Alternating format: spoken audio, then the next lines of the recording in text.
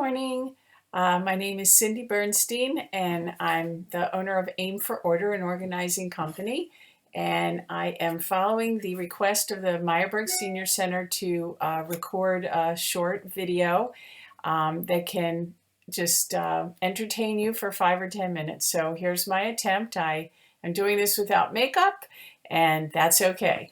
So I am an organizer, and I help people who are overwhelmed by clutter or disorganization or need to move or unpack or any of the things that can rattle you when there's just so much to do and you don't know where to start. So while we're all stuck at home for who knows how long, I thought maybe it would be good to look at pictures. Back in the day when I first started organizing, I remember somebody wrote that you should not worry about your photographs or organizing your photographs until the rest of your house is in order. But for some people, the photographs and the volume of photographs really weigh on them for a variety of reasons. So a few weeks ago, I guess it's been more like a month ago, I was at my parents' home. They're 86 and 89.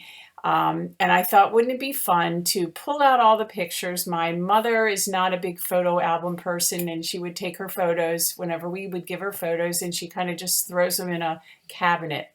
So I went over, took out all the pictures, tons of slides. We had probably never seen most of them. And over the course of a few days, it was actually just a few days, I sat with each slide and held it up to the light. I didn't feel like getting a slide viewer, and quickly just went through all these slides, got those segregated. And then with the pictures, which is what most people have a lot of, and they don't know really how to start, I thought I would show you my very unsophisticated way of dealing with the pictures. So right here is a banker's box. Okay, they hold wonderful things. And any box works, really. But what I did was I made hanging folders. So, for example, my brother, Bob, he got a folder. My brother, Eric, got a folder. My aunt, who I love, got a folder. My mother got a folder. My nephew got a folder. In cases where there's divorce, I thought, well, my nephew might like pictures of my brother and his mom's, my nephew's mother's early days, whereas probably my brother and his ex probably wouldn't care as much. I have a folder of my grandparents. Yesterday, I gave a folder to my cousin from their childhood pictures. So it was just a way to take my mother's pictures, stick them all in file folders. And what I decided to do is, yes, I could have gone the extra mile and spent a lot of money making beautiful albums and displays and all that, but I decided my bottom line was I didn't want these pictures sitting and rotting in a cabinet forever. I wanted them to go to people that might appreciate them. So for my one brother's birthday in February, I just mailed him the envelope full of pictures from his childhood. He had never even known they existed. My older brother, when I saw him, he was the firstborn, so of course he already saw a million pictures, but I gave them to him. And if they choose to throw them out, I don't really care, but they're not in my home and they're not sitting in my mother's house, so that's good. So really, the next step, if you just do it like this and then mail it to the people or give it to the people, that's mission accomplished as far as I'm concerned. The slides can then be sent away, or locally there are places that will convert slides.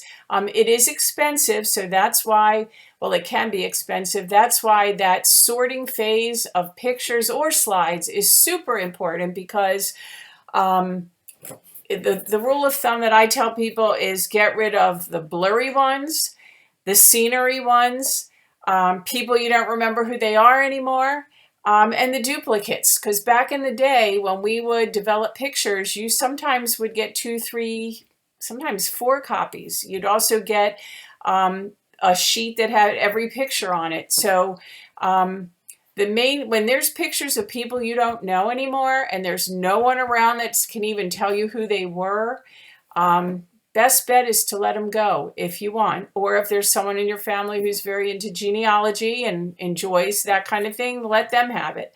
The other shortcut way to organize photos, if you don't feel like doing this deal, is the next family gathering, and let's assume that there will be a next family gathering. It may not be as soon as we had hoped, but let's even say next Thanksgiving. God willing, we'll all be here. Bring some pictures, throw them down on the table, tell everyone, hey, I've taken what I want, you take what you want. And then whatever is left, you have someone that you trust, you close your eyes and you let them sweep that into the trash. Photographs are not recyclable, so if there are some you don't want anymore, please feel free to trash them in a black bag. There are places that will buy old family pictures on the internet, but me personally, I wouldn't want my family members being sold for photo websites, but that's certainly your choice. So that is really the information that I have to share today, photographs. And my email, if anybody has requests of what you would like to cover in a 5 or 10 minute little clip, feel free to email me at Cindy, CINDY, at AIM, AIM, the number 4, ORDER.com. And I just realized here is my business card, AIM for Order, which it's hard to do this online, so forget that idea.